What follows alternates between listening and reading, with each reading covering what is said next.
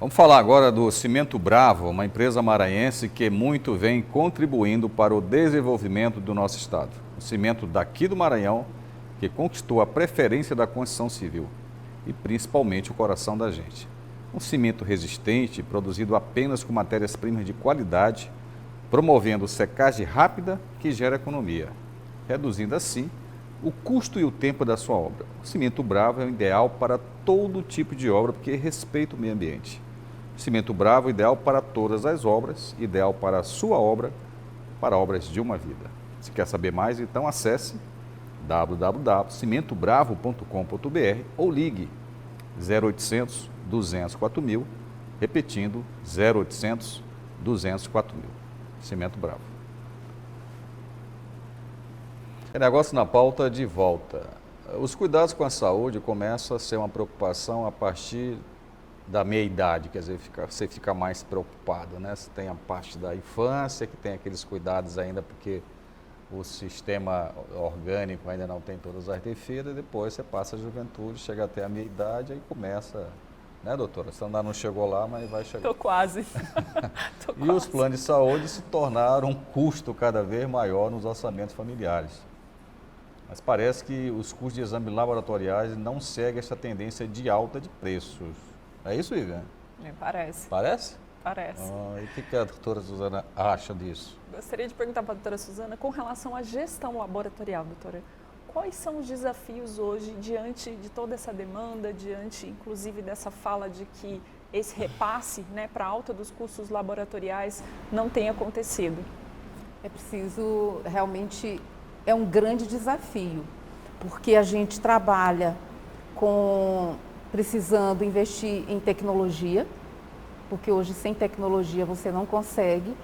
O senhor Plínio falou aqui a gente precisa fazer muitos exames, especialmente nós precisamos fazer muitos exames num curto espaço de tempo e com qualidade. Tudo isso requer tecnologia. Tecnologia tem um preço, Sim. Qualidade tem um custo.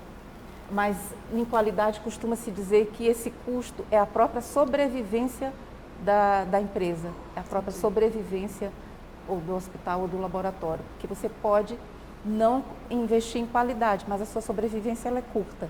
Então, o investimento ele é necessário.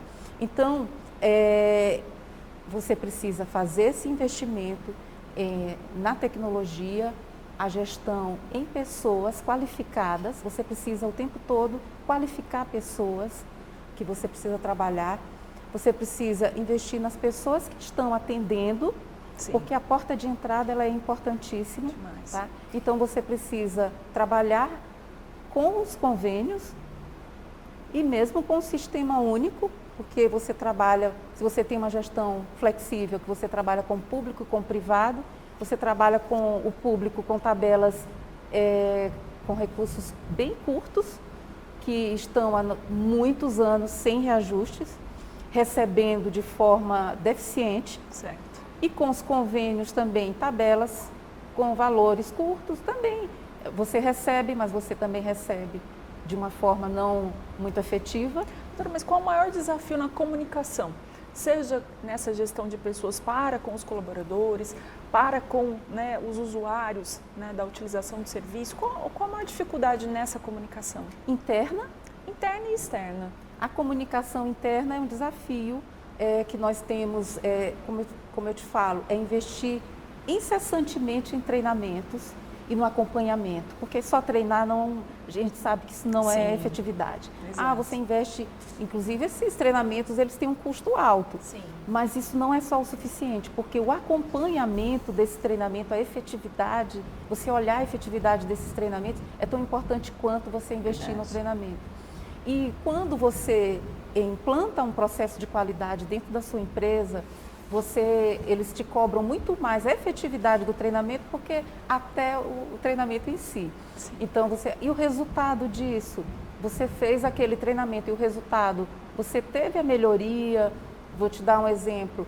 Você fez um treinamento para que você tivesse reduzido o número de erros de cadastro, o número de erros de recoleta. E aí você fez o treinamento. Então, o resultado disso, depois de 2 meses, qual foi? você tem que acompanhar isso Sim. e Mas aquilo isso tem que ter resultado. não acontece normalmente? Quer dizer, o acompanhamento da... Acontece. Acontece. E é isso que ela Precisa me perguntou. acontecer, Precisa. É tão importante quanto o treinamento é o acompanhamento. Isso é comunicação. Sim. Então, para isso, você precisa formar pessoas para treinar e para acompanhar.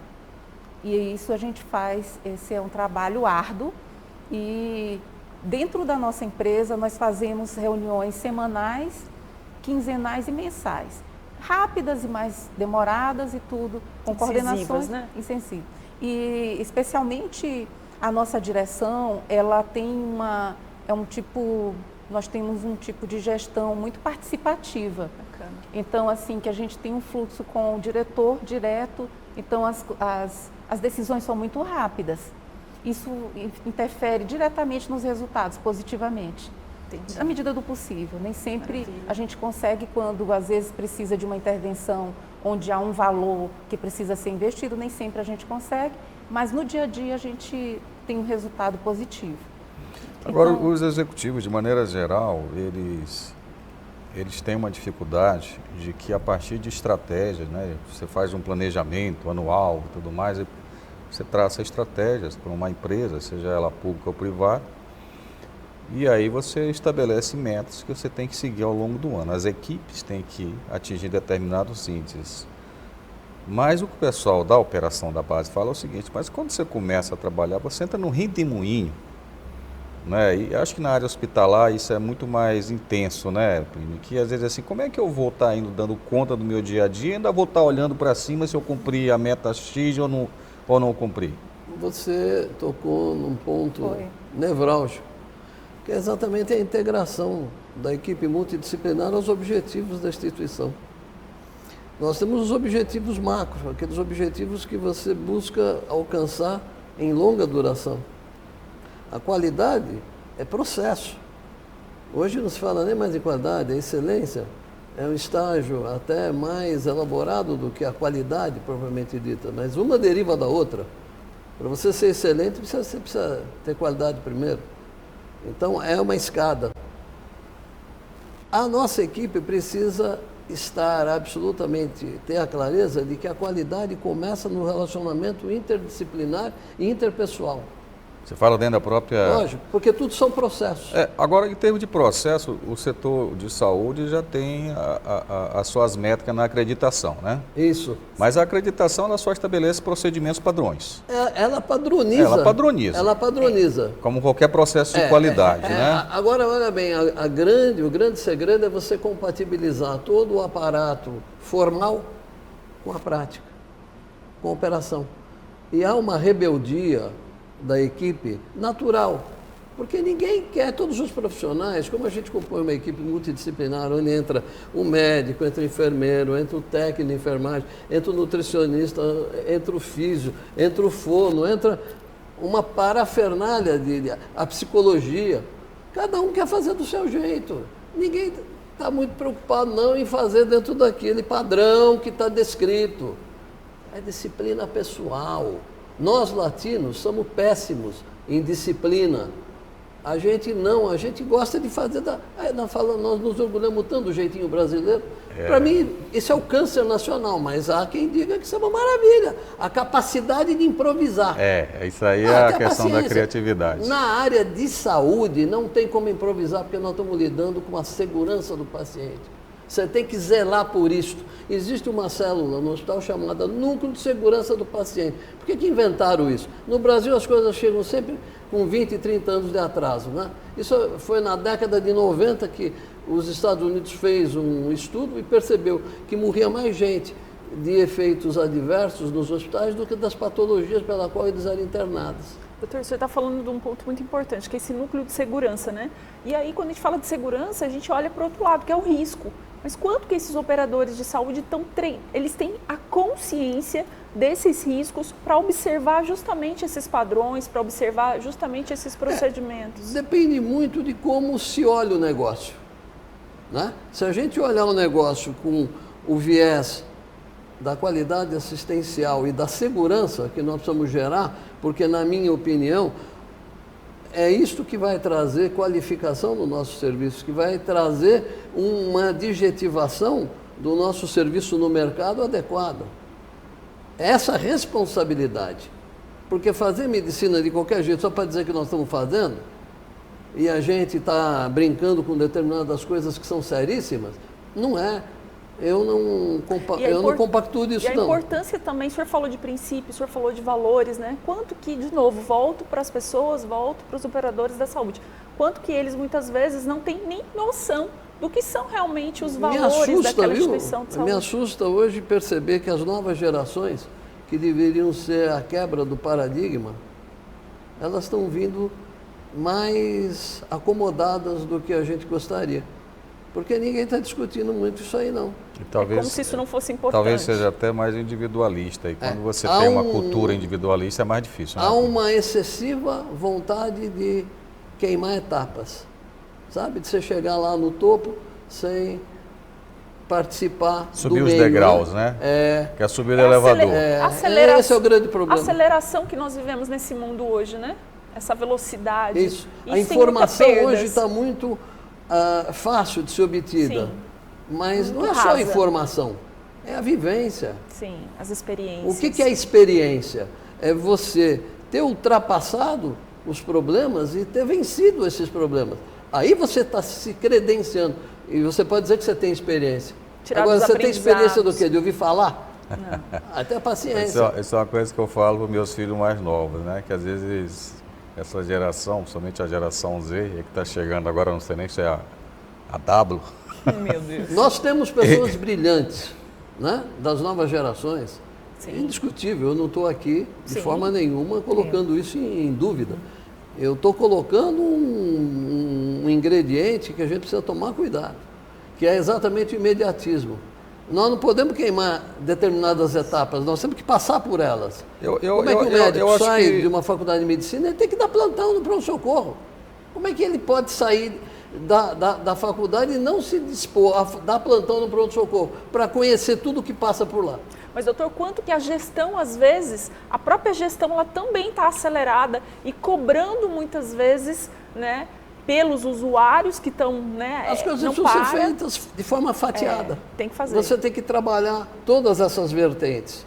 E a gente, para ter uma dimensão do avanço desse trabalho, isso se mede num período de tempo mais elástico. Sim. Não é no curto espaço de tempo. A qualidade, ela não se mensura de forma absolutamente rápida.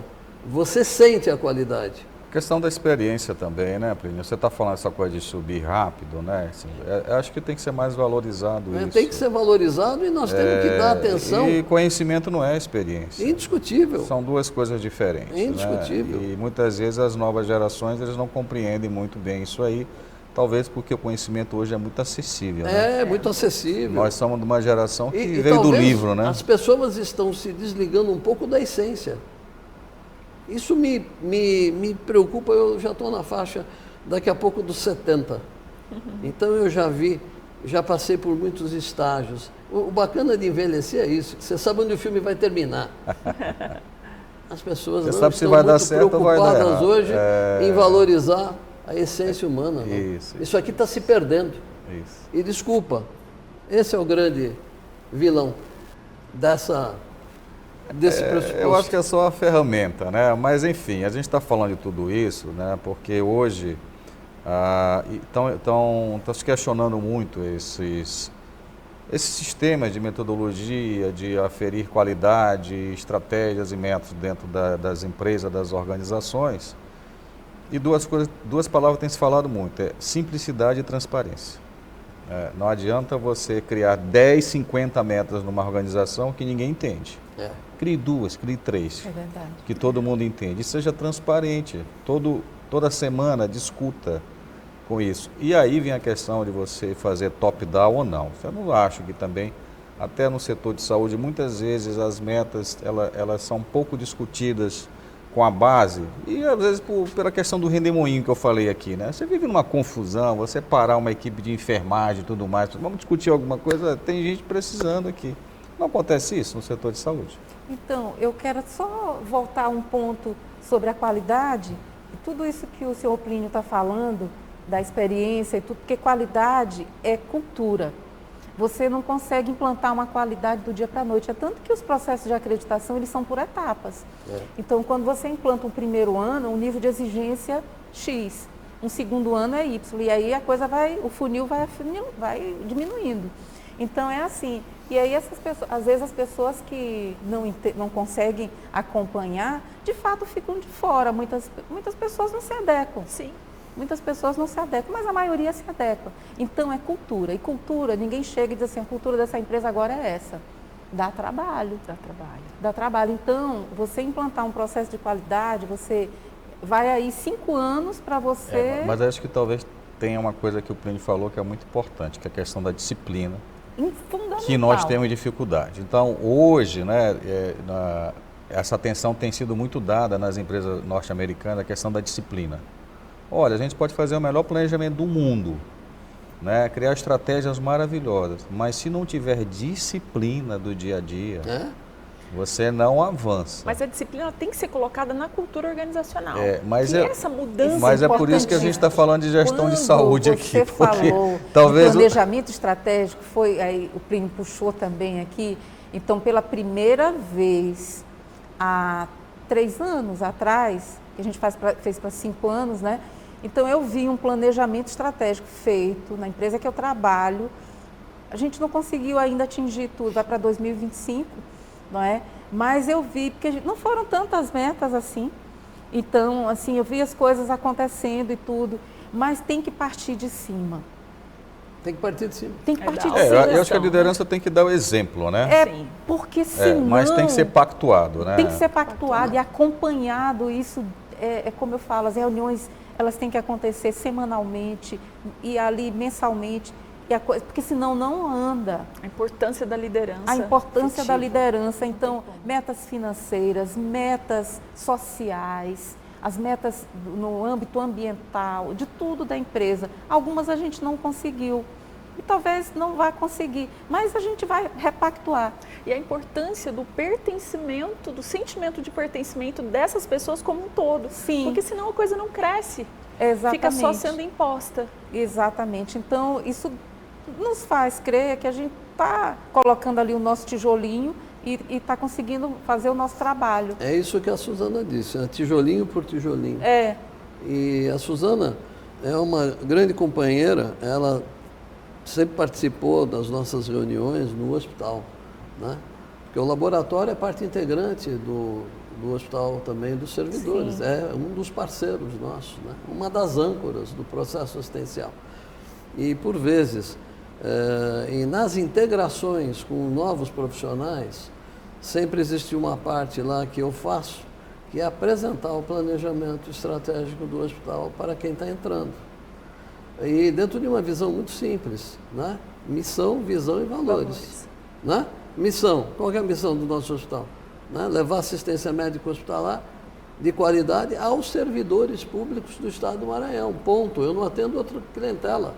Visão, ser um dos hospitais referenciais no Brasil no atendimento aos servidores. Porque se você quer ser alguma coisa, você tem que se espelhar no que é de melhor. Sim. E não na média. A média não nos interessa, nós queremos ser o melhor. Tem que pensar grande, não? Se a gente tem a possibilidade de ser, por que não vamos querer isso? Então, esse é o paradigma. E os valores, quais são? São 5 básicos. Ética, valorização profissional, humanização, respeito ao meio ambiente, responsabilidade social e meritocracia. Perfeito. Só isso.